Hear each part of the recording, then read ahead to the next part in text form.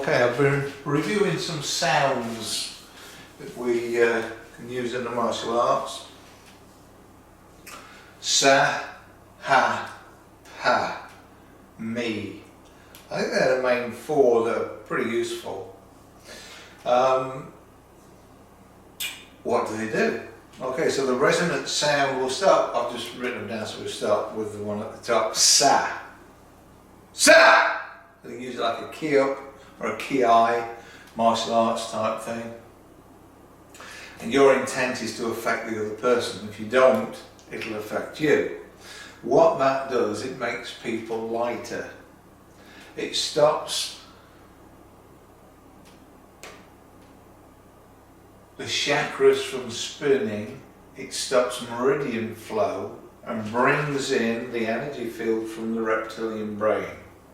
And it does that by spinning the crown vessel anti-clockwise. So if you wanted to do that, you could probably just spin the crown vessel with energy and intent without making lots of noise.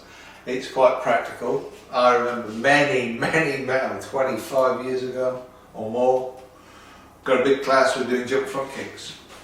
Boom. And instead of counting, I'm going sa. Sa, so they're doing these jump front kicks. Then I change to pa, which is the next one we're going to do. Everybody fell over. Like dominoes, woof. It's fantastic. So it shows it has an effect. I didn't tell them I was going to do it. I didn't know what was going to happen. But we went from light to heavy. So, pa! That sound will stick somebody to the floor. What it will do is spin the crown and the belt vessels clockwise. So you're now like a gyroscope. And it increases the spin of the chakras. So you're now stuck. So if you need to run away from somebody, that works. You want them to pause for a nanosecond so you do something, that'll work. Because if somebody comes at you with a knife, people say, oh, he's run away. Okay, so the guy's in front of you, he's got a knife, you turn to run, doof, doof, doof, he's got you. There's no turn, run. You're going to run straight at him and maybe do something crazy to get yourself past him. Because as soon as you turn, you've had it. He's going to come straight forward. Try it. Get yourself a rubber knife. Get yourself a partner. Try it in class. You tell him he's turned to run, too late. So you either got to fight, don't be there is the main one obviously, or you've got to do something clever, distract and get out of there. And using pa plus whatever else you can think of might just work. Engaging in conversation is more of a psychological way of doing things. This is more of an energetic sound distraction. Could put him in a stress reaction. Could freeze him. Whatever. Okay. To increase your energy for something like a braking technique or lifting something, ha! And what that does is increase the flow in the meridians. And all these things, they peak and then they obviously, they don't last. That's what I'm trying to say. So you need to do that before you do a technique.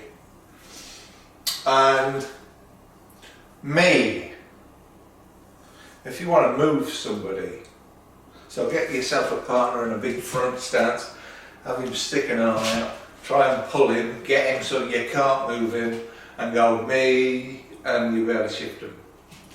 And that stops energy flow in the meridians and brings the energy in from the field, as I said, with the reptilian brain. So a lot of these do a lot of similar things. If you can bring in the energy fields of the body, you're less resistant to movement. So you can do more push-ups, you can jump higher, you can run faster and longer, depending on what you do and how you do it. Because you don't want to stop the meridian flow for any length of time if you're doing a marathon, for instance. But if you're just jumping, that might be a beneficial thing to do. anything to make you lighter, so you can slam dunk or whatever you need to do. Okay, so there's the 4 I was looking at, and then I had an open question on the Facebook page. Sensei Mark Brown. Okay, so Sensei Mark Brown got in touch because I put a question on the Facebook page about sounds. If you got any, let's have a look, let's analyse them. And he suggested the BJ seed sounds for the chakras. So we've got lam, vam, ram, yam, ham, ha. And that's for the crown chakra. I was going up from the root chakra. Silence, stopping internal dialogue, tends to work with the crown chakra. What I get from that is it raises the frequency. Now this is something different to what I've been doing. What I've been doing, I've got a little Qigong set to boost the chakras for balance and strengthen and make them bigger. And I know that works because you can then modulate them with the 5 elements and use them in techniques. So for instance, if I'm doing a center lock on somebody and I want to add fire into the mix because it's fire melts metal, that's the theory, it's shorting out the fire and metal meridians in the wrist on your opponent. You want to put more fire in, you can modulate your chakras by doing various things. Tongue placement, a certain position in the mouth will modulate the throat chakra, kick out fire, boom, down he goes. What you need to do to test these properly is have your training partner already energized and resistant to a normal center lock. Else it's going to drop on the floor anyway and you won't know if it's working. So you need your training partner at a certain level, so you're doing a normal center lock, not trying to rip his wrist off, not too much mechanics, and he's got some good resistance there. Enough if he was in a fight and accidentally got in this position, because maybe somebody grabbed something, he'd have time to smack him before he fell on the floor. Normally, the pain's so intense, you get spinal reflex, your legs kick out and you drop. Okay, but if we energize the opponent, then we know that modulating the chakras works. If you don't boost the chakras, it don't work. I've seen this time and time again. People they do a front stance to get the fire energy, and they don't. A lot of them don't know it's in the chakras. It don't work. But because the guy is at such an energetic low, he drops anyway, because he would drop without it. Okay, so that's my take on the chakras. So we've got, you can see this one, chakra Qigong. We boost the chakras, make them stronger, functional for modulation with the elements of traditional Chinese medicine. But the sounds that Sensei Brown suggested we look into raise the frequency. It's not the spin of the rotation, but the vibration of the whole thing. So it's a new one for me. I'm thinking, well, if it makes it spin faster, we've already got it. It's completely different.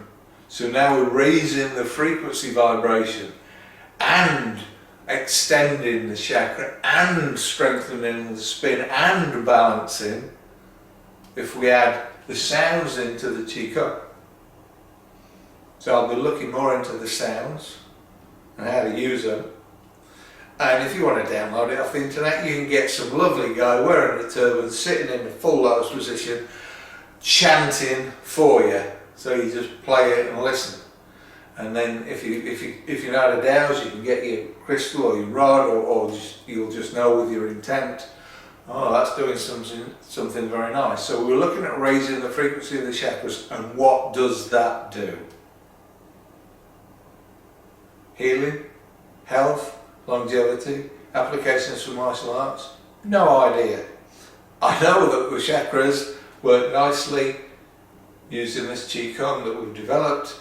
This is a new one to look at. Okay, Adam also said, here's a few sounds. Well, I'm not really sure. I think he said hey and hum and sa, but I don't know how they're being used and what they're doing.